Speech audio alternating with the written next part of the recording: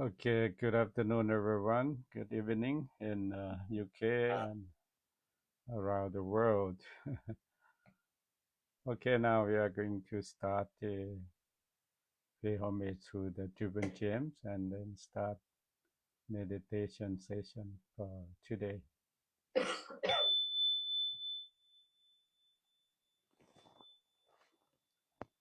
Yo so bhagava arahang samma sambuddho Savankanto Jenan Bhagavatam Dhammon Son Patipanno Yatsam Bhagavato Savaka Sangho Dhammayang Bhagavantang Sadhammang Satangham Yame Sakare Dukadam Panagara Pute Patikanatu Amhagang Te Karadang Hitayan Sukaya Arahang Samma Sambuddho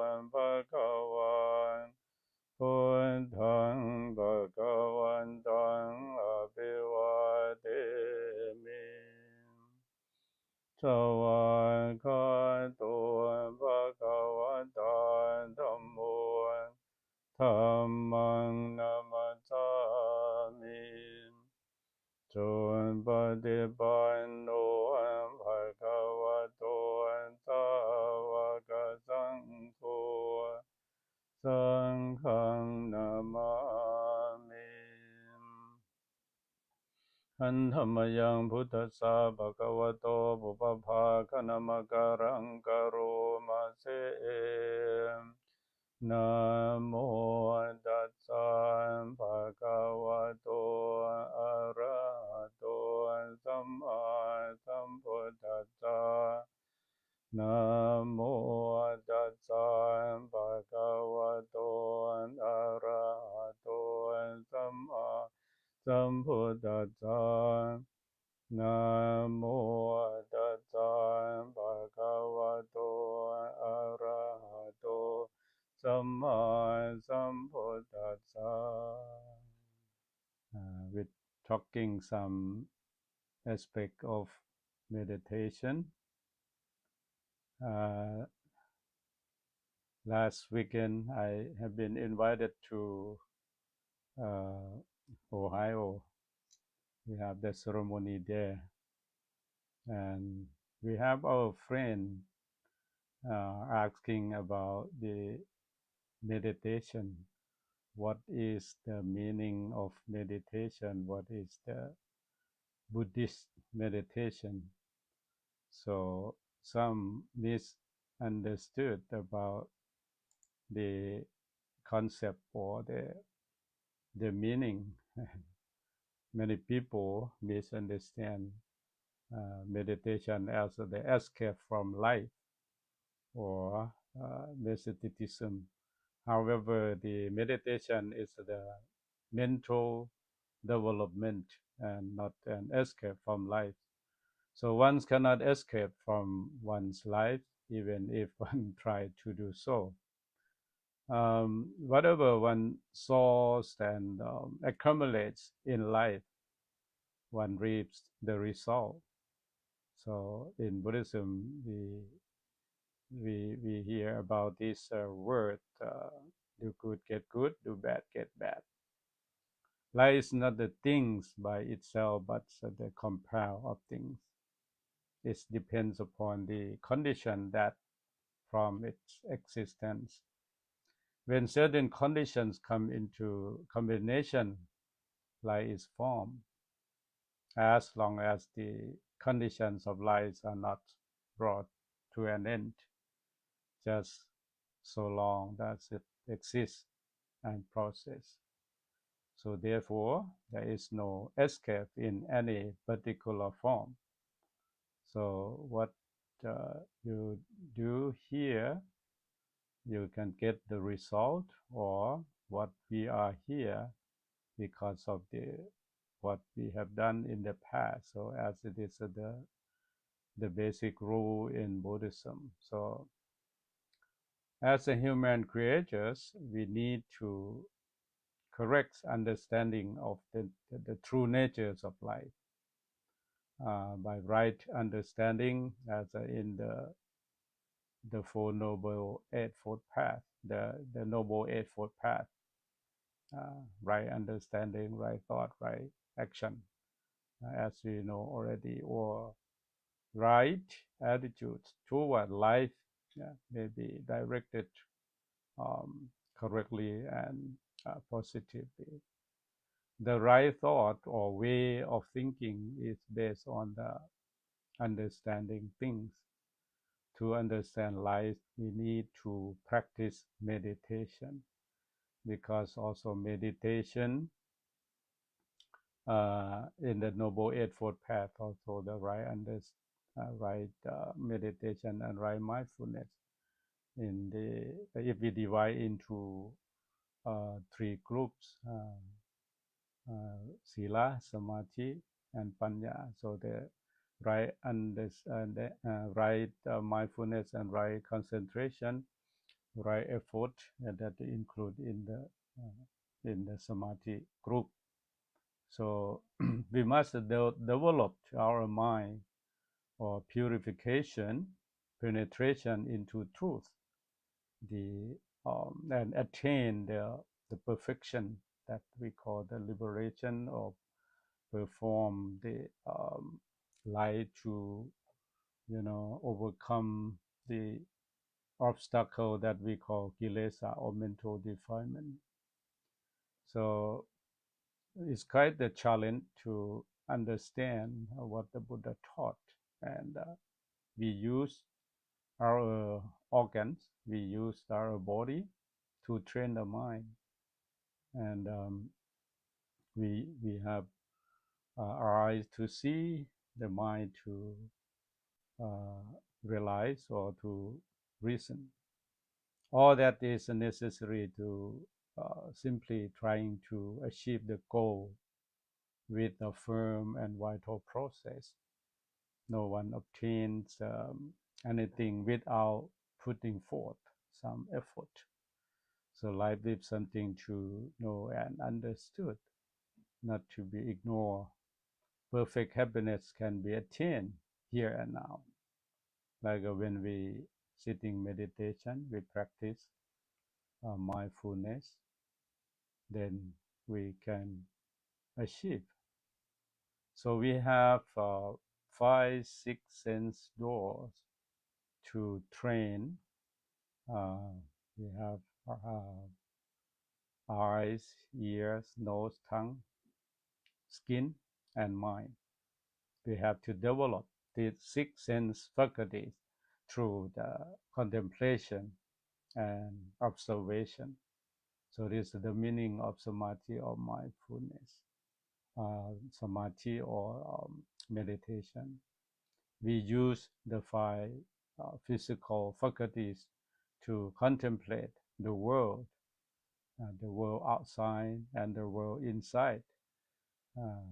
We develop sati or mindfulness to prevent the outside world to contact, to attack, or to attack the mind, and then we prevent the mind to wandering and to contact the world, and then the 6 sense door have been trained well, and then the mind will work well for us. So the mind available for the world of ideas and thoughts, and reality is found within and not outside these faculties.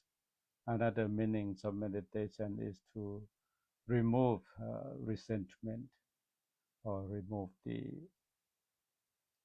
mental defilement. So we learn about the mental detoxification and relaxation. This one also the aim of meditation, that I would like to recommend and then talking about. And last time we learned about the knowing impermanence and knowing the this the six great elements. Yeah. From observing our breath and your thoughts, you know everything is impermanent, constantly changing. Nothing remains that the same form, moment to moment. Also, know that you cannot control this change. It's out of control, actually. You cannot hold your breath very long and keep your mind from thinking. This means that everything is non-self, not you and not yours. You cannot control it, actually. Because we see ourselves as the enduring entity and are usually trying to hold into something or some state that we have achieved. We usually experience this constant change as stress, discomfort, or suffering. It is the delusion we referred to it earlier. On the other hand, know that the pain you may feel in your legs is also impermanent. So you sit too long, you sit cross your legs or sit on the mat on the cushion, but sometimes it's not comfortable. So you try to change the position, you try to adjust the position. Just know it and wait for it to pass away. It's not too long because painful or numbness also is not permanent. It's impermanent. Uh, this provides the model for the dealing with problem in daily life, because in your daily life you uh, have many things that distract in your life. So know that they are impermanent and then make you feel good or feel relaxed. Don't worry, the time will take its course. Just rest, relax, and forget about it for a little while. So you might meditate to clear up your mind. Then the problem will become easy to solve. It may come to you that that's way to tackle this problem. This is another technique for preventing stress, because we try to learn about how to prevent stress or depressed or uncomfortable in the mind. So the last session, one lady is asking about how to control the mind, how to control the mind to the one pointness. So today I would like to share with you how to control, how to setting the platform for the mind, because the wandering mind, scattering mind, that's the big problem for the meditator. So for meditation, the mind should be settled in one place. So we set the platform at the tip of the nose. We use the tip of the nose or use the nostril. Use the spot that air passing in and out in your nostril. So we set up platform or base location to concentrate the mind, on it. We set this platform at the tip of the nose. Settle your mind. Uh, you can know that when you inhale, and you know that when you exhale. Inhale, exhale, you know that. So hold the mind at the single spot at the tip of the nose. Breathe in, knowing, then breathe out, knowing. use the counting techniques. Sometimes we use counting techniques, or in Pali word we call kanana. Kanana means the counting. If you find it challenging to keep your mind settled, count to one each time you breathe in and out. Breathe in, out, count one. In and out, count two. Let me count up to 10, 20, 30, or 50. Then repeat this again and again. So you can count from 50 back to 1, and then start from 1 to 50 again, and back and forth. Yeah. With these techniques, you can control your mind and stay on the platform at the tip of the nose. Before long, your mind will be settled there. So when the mind wanders outside to the past or to the future, the people controlling uh, technique is not to press too much, okay? But you just uh, have to firm an intention to control your mind. Just watch it. Don't press it. Don't be frustrated if your mind wandering too much. The mind will not like uh, to hard or firm, or approach the mind. You have to do with loving kindness, with the soft touch. The mind is like a kid. Want to go to see the pond, with see the fish swimming. Yeah. So if you don't let the boy or the kids go to see the pond, and then they will get to the tug of war and end up chasing each other back and forth because he wants to go. So okay, you say to him that, all right, honey, you can go to the pond and see the fish, but be careful not to stumble and then fall in. And please come back quickly after you have seen the fish. So this is how to control and settle the mind using the soft touch without harassment, both your mind and the mind of the other subject to being pushed hard or harassed. Always use the soft touch. Be kind and be nice and smooth with the mind. It is the most effective way to control the mind.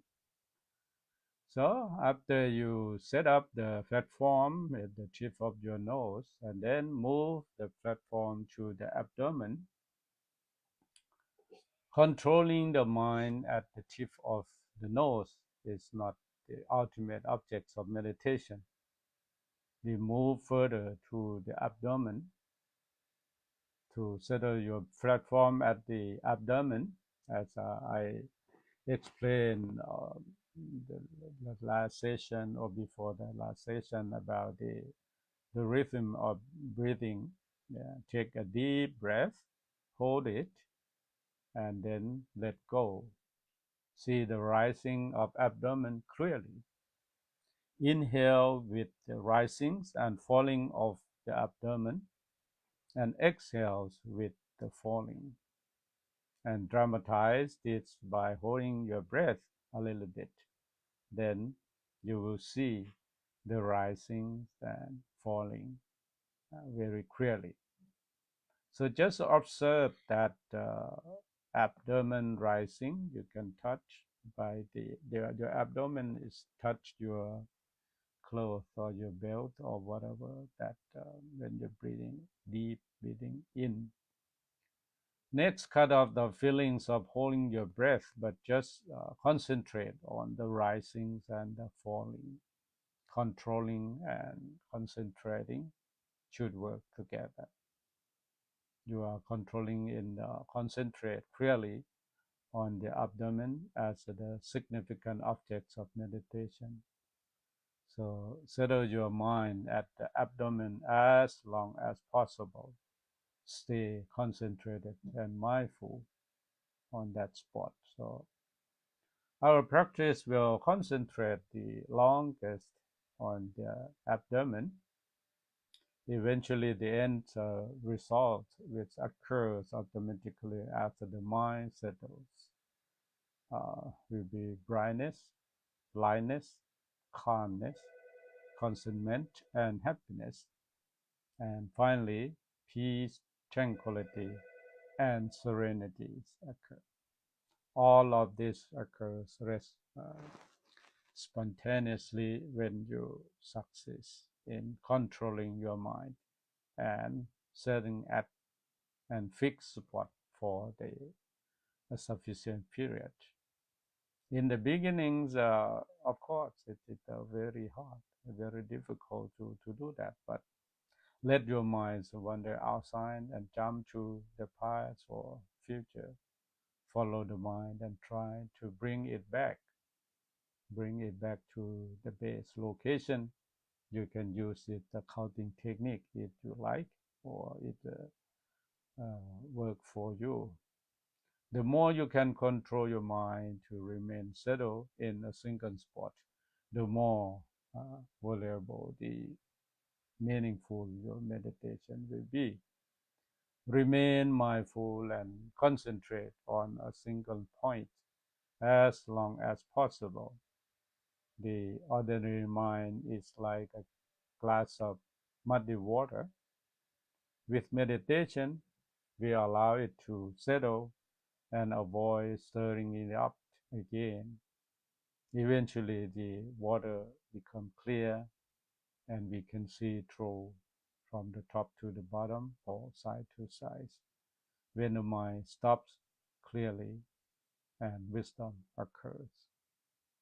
So use this approach to cope with all your problems, whether they involve stress at work or other difficulties. Slow down, breathe deeply, and meditate. When your mind becomes clear, your problems will solve themselves. That is what we call cultivating wisdom from your meditation. So this technique, I think it will be good. It can work for you, and you can experience about this technique to control the mind, to set up your mind in the one pointed. Okay, now we will sitting together, observe the breathing in and out, and also especially set up your mind in the fat palm from your nose to your abdomen, and observe your abdomen rising and falling at this period. Okay, we will sit together around 20 minutes from now.